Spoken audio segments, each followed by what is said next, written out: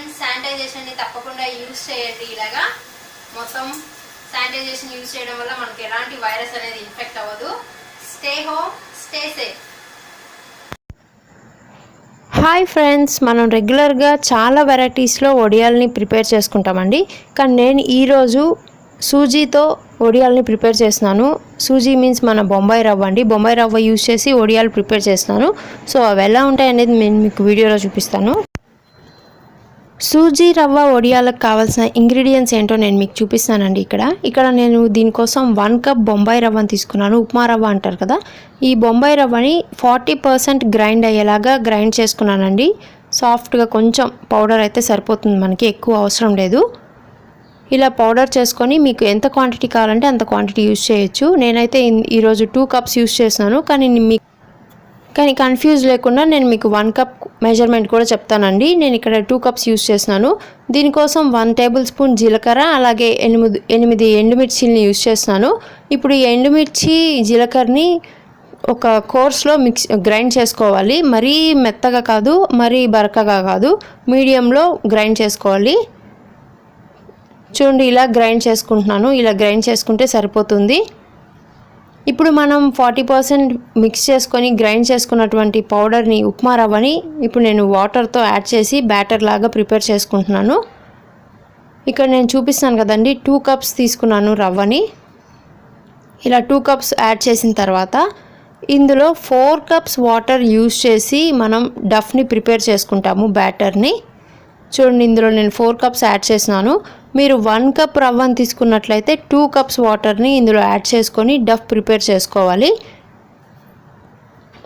ఇలా వాటర్ని యాడ్ చేసుకున్న తర్వాత ఈ డఫ్ని, బ్యాటర్ని నీట్గా అసలు ఎలాంటి లంప్స్ అనేది లేకుండా మనం విస్కర్తో కానీ, లేకపోతే గరిటెతో కానీ, లేకపోతే హ్యాండ్తో కానీ నీట్గా మిక్స్ చేసుకోవాలండి.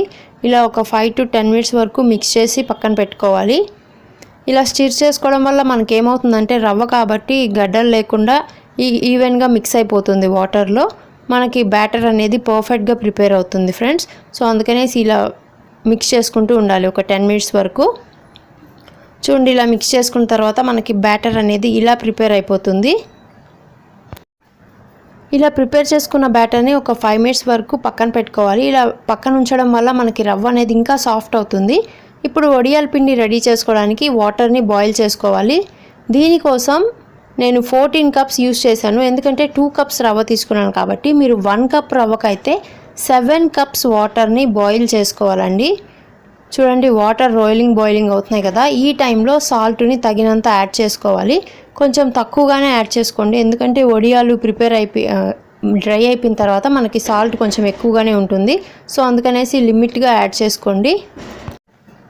ఇప్పుడు మనకి వాటర్ బాగా బాయిల్ అయిపోయిన తర్వాత ఇందులో మనం ప్రిపేర్ చేసుకున్నటువంటి బ్యాటర్ని కొంచెం మిక్స్ చేసుకుంటూ కలుపుకోవాలండి.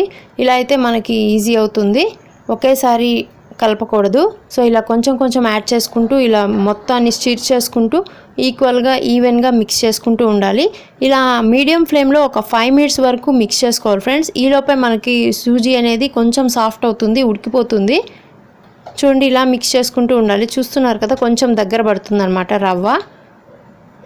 ఇప్పుడు ఇందులో మనం గ్రైండ్ చేసి పెట్టుకున్నటువంటి చిల్లీ పౌడర్ని కూడా యాడ్ చేసేసి మొత్తం ఈవెన్గా మిక్స్ చేసుకొని ఒకసారి టేస్ట్ని చెక్ చేసుకోవాలి. సాల్ట్ అలాగే కారం, మీరు ఇంకొంచెం స్పైసీగా తింటారనుకుంటే ఇంకొంచెం యాడ్ చేసుకోవచ్చు, లేకపోతే ఇదైతే కరెక్ట్గా సరిపోతుందండి. ఈ క్వాంటిటీకి నేను 2 కప్స్ తీసుకున్నాను కదా, మళ్ళీ చెప్తున్నాను, 1 కప్ రవ్వకైతే 2 కప్స్ బ్యాటర్ని ప్రిపేర్ చేసుకోవడానికి వాటర్ యాడ్ చేసుకోవాలి. అలాగే బాయిల్ చేసేటప్పుడు 7 కప్స్ యూజ్ చేయాలి. అంటే మొత్తం 1 కప్ రవ్వకి 9 కప్స్ వాటర్ని మనం యూజ్ చేసినాం ఫ్రెండ్స్. సో ఇది మాత్రం మర్చిపోకండి. ఈ వాటర్ అయితే కరెక్ట్ కన్సిస్టెన్సీలో మనకి వడియాల పిండి ప్రిపేర్ అవుతుంది. చూసారు కదండి, కాస్త దగ్గర పడిపోయింది వడియాల పిండి. ఇక్కడ నుంచి లో ఫ్లేమ్లో పెట్టి ఒక అనదర్ 5 మినిట్స్ వరకు కుక్ చేసుకోవాలి. ఇలా అయితే ఇంకొంచెం చిక్కగా అవుతుంది, మనకి వడియాల పిండి అనేది కరెక్ట్ కన్సిస్టెన్సీలో ప్రిపేర్ అవుతుంది. ఈలోపు మీరు ఒకసారి చెక్ చేసుకోండి సాల్ట్ అన్నిటిని.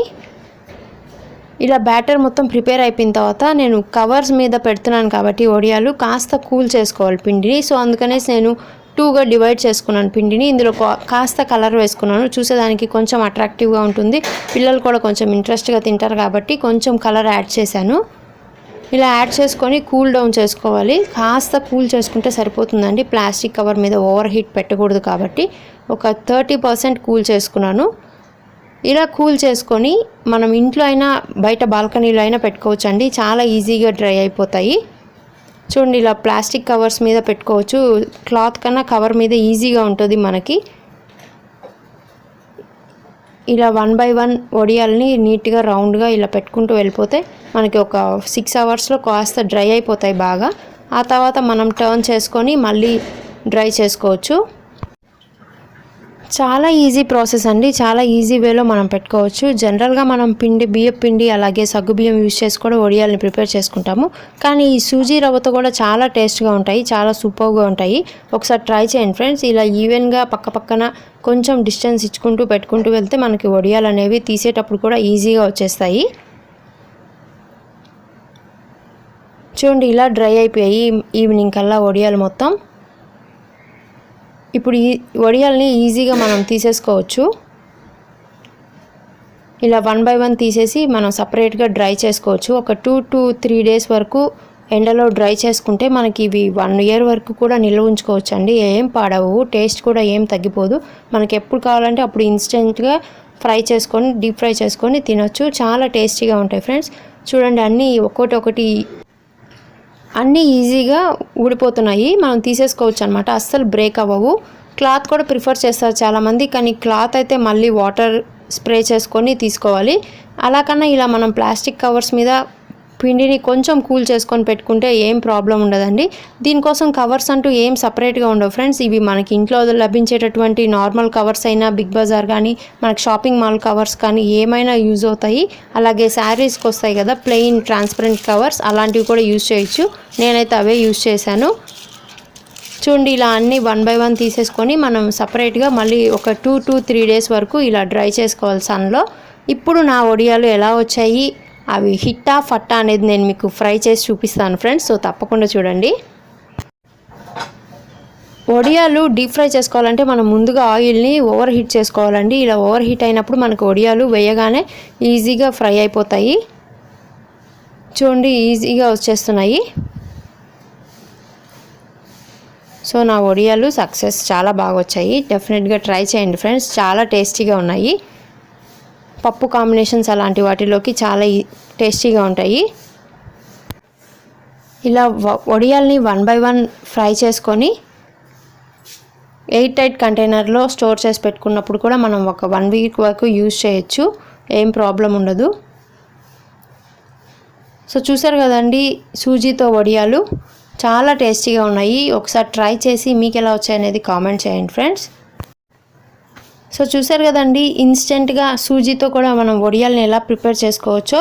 సో మీరు కూడా ట్రై చేయండి, మీరు ట్రై చేసి మీకు ఎలా వచ్చాయనేది కామెంట్ చేయండి ఫ్రెండ్స్. టేస్ట్ అయితే చాలా బాగుంటాయి, ఒకసారి డెఫినెట్గా ట్రై చేయండి. ఇలాంటి మరిన్ని రెసిపీస్ కోసం జిపిఆర్ టాక్స్ యూట్యూబ్ ఛానల్ని తప్పకుండా సబ్స్క్రైబ్ చేసుకోండి. అలాగే బెల్ ఐకాన్ని కూడా మర్చిపోకుండా హిట్ చేయండి ఫ్రెండ్స్. Thanks for watching.